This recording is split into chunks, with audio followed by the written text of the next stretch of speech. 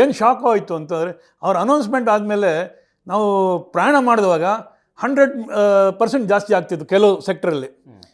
ಎಲ್ಲ ವಿರೋಧ ಪಟ್ವಿ. ನಮ್ಮ ಅಸೋಸಿಯೇಷನ್ ವಿರೋಧ ಪಟ್ಟಿಸ್ತು. ಹಾಗೆ ನಮ್ಮ ಬೆಂಗಳೂರು ಜನ ತೀವ್ರವಾಗಿ ಖಂಡಿಸಿದ್ರು ಮತ್ತು ಆಕ್ರೋಶ ವ್ಯಕ್ತಪಟ್ಟರು. ಆವಾಗ ಅವ್ರು ಸ್ವಲ್ಪ ಕಮ್ಮಿ ಮಾಡೋಕ್ಕೆ ಹೊರಟರು.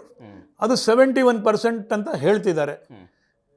ಸೊ 71% ತುಂಬ ಜಾಸ್ತಿ. ನಮ್ಮ ನಿರೀಕ್ಷೆ ಏನಿತ್ತು, ನಮ್ಮ ನಿರೀಕ್ಷೆ ಏನಿತ್ತು 15%. ಇನ್ಫ್ಲೇಷನ್ ನೋಡಿ, ಕಾಸ್ಟ್ ಎಸ್ಕಲೇಷನ್ ನೋಡಿ ನೀವು ಮಾಡಿದ್ರೆ 10%, 12%, 15% ಅಂತ ಆಗುತ್ತೆ. ಬಟ್ 101 ಆಮೇಲೆ 70. ನಾವೇನಾದರೂ 40 ತನಕ ತರ್ತಾರೆ, 30 ತನಕ ತರ್ತಾರೆ ಅಂತ ಅಂದ್ಕೊಂಡಿದ್ವಿ ಅಟ್ಲೀಸ್ಟ್. ಅದು ಆಗಲಿಲ್ಲ, 71 ನಿಲ್ಲಿಸ್ರು. ಆಮೇಲೆ ಆ ಒಂದು ಕ್ಲಾಸ್ ಇತ್ತು ಅದರಲ್ಲಿ, ಅದು ಇವಾಗ ಗೊತ್ತಾಯಿತು.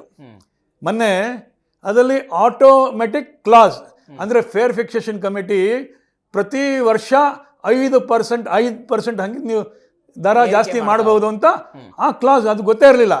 ನಮ್ಮ ಅಸೋಸಿಯೇಷನ್ನು ನಿಮ್ಮ ಫೇರ್ ಫಿಕ್ಸೇಷನ್ ಕಮಿಟಿ ರಿಪೋರ್ಟ್ ನಮ್ಗೆ ಕೊಡಿ ಒಂದು ಕಾಪಿ ಅಂತ ಕೇಳಿದ್ವಿ, ಅದು ಕೊಡಲಿಲ್ಲ.